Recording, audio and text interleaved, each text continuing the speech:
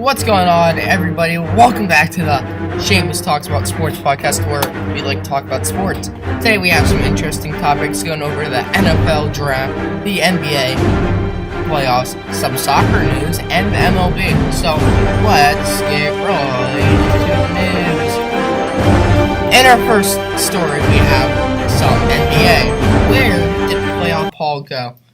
I don't know why, but he definitely went AWOL when the OKC played Jazz. He didn't show up. I was talking about this 2 weeks ago, saying how I think he's playing amazing in the playoffs, and he's like, I saw your podcast, I'm not going to play well.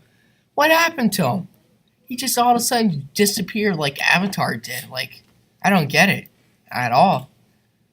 But speaking of small forwards, LeBron James once again showing why he's the second best NBA player in the league behind Lonzo on playing. But he is easily the best player in NBA in my opinion. But LeBron once again came up clutch when the Cavs needed him, dropping, I believe, 45 or 46 points. And that is great for him and his legacy that he's building. He almost got knocked out for the first time in the first round. Wouldn't that have been crazy? I would have been like, that was crazy. Next in our news, we have Barcelona in soccer clinching the La Liga title, unfortunately, because I'm a Madrid fan, so that kind of sucks. But LAFC opens up stadium, beating the Sounders 1-0, and that is very impressive for them to have that nice of a stadium. I wish NYC had their own stadium. Speaking of NYCFC, David Villa joins the 400-goal club, scoring his 400th goal in his career against FC Dallas.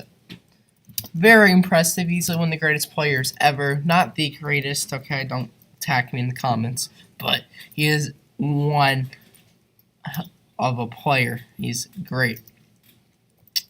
And speaking of NYCFC, New York Red Bulls and NYCFC play Saturday. Of course, I'll be at the game. Even if you don't watch soccer or you're not big on MLS, tune into the game. It's never going to disappoint you. It is always a fun matchup to watch. In MLB news, we have the Yankees' 9-game winning streak, which got stopped by the Astros. But the 9-game winning streak they had, sweeping the Angels, put them to 5th place in the standings. You all doubted them, didn't you? All you Mets fans were thinking, oh, the Yankees aren't good. They're not going to get anywhere. Well, doing all right now, so I am very, very happy to see that. Next, we're going to go over the NFL draft. We're going to go over the Giants picks, the top 5 picks, and a couple miscellaneous picks. I'm not going over Jets because they had one good pick, which we're going to get into. But, yeah, so our first pick of the draft was Baker Mayfield. That kind of surprised me. I really thought Sam Darnold or Josh Rosen would go, but he didn't. They took Baker Mayfield. I did easily see Baker Mayfield going first round without a doubt. Last time the Browns took a quarterback with off-field problems, that didn't go too well. Johnny Manziel didn't go too well. But the Browns did take Baker Mayfield, and that hopefully can get them at least to one win. That would be insane, wouldn't it? The Browns actually getting a win. Our second pick of the draft was Saquon Barkley for my New York Giants. What a player. I'm very happy to see him on the Giants. I wasn't too high on the Giants taking a quarterback in the first round, but I'm very happy Saquon, that's who I wanted on the team, to come to New York and play for us. That is a very fun player to watch, and even he played for Penn State. I hate Penn State. I'm a Michigan State fan, but that's a really great player to watch, and I'm excited to see him play. Our third pick is the New York Jets, back-to-back picks for New York teams. Sam Darnold, who ESPN here had as the number 1 quarterback in the draft. That's why I thought the Browns would take him number 1 overall, but, it's whatever. Sam Darnold is a great player. I haven't seen him play. I just know he's good because that's what the media is saying. Although we can't trust every media source, but that's a good pick for the Jets, even though he probably end up playing with 2 years later. But, yeah, pretty good pick for the Jets overall. I think they needed a quarterback. Because Josh McCown's about to go into a retirement home. So, yeah. Denzel Ward from Ohio State, which we don't like Ohio State here, guys. Okay, I'm a Michigan State fan, so I already said that. But yeah, we don't like Ohio State here. But Denzel Ward is a good cornerback, number one cornerback in the draft. The Browns definitely need him after releasing Jason McCourty earlier this offseason. They traded him, my bad. And he went to New England Patriots to join his brother, Devin McCourty, who are actually from the same hometown as me, Nyack, New York. Isn't that funny? But, yeah, I don't know how Denzel Ward, pretty good pick for them overall, I thought. In our 5th overall pick, we had Bradley Chubb from NC State going over to my second team, actually, the Denver Broncos. And I'm very happy a good edge rusher. They said they're going to play him at linebacker, which I didn't want. All right, I know I said edge rusher. He is, but he's also a defensive end. I'd rather have him at defensive end personally. But, I mean, that's okay, I guess. No, it's not, because we have Von Miller and Shaq Barrett, and they're pretty good. So I'd much rather play at defensive end, but we'll have to see what happens. Other notable picks in the first round, we had Josh Allen. The Bills trading up a good amount for Josh Allen. Don't know why they take him.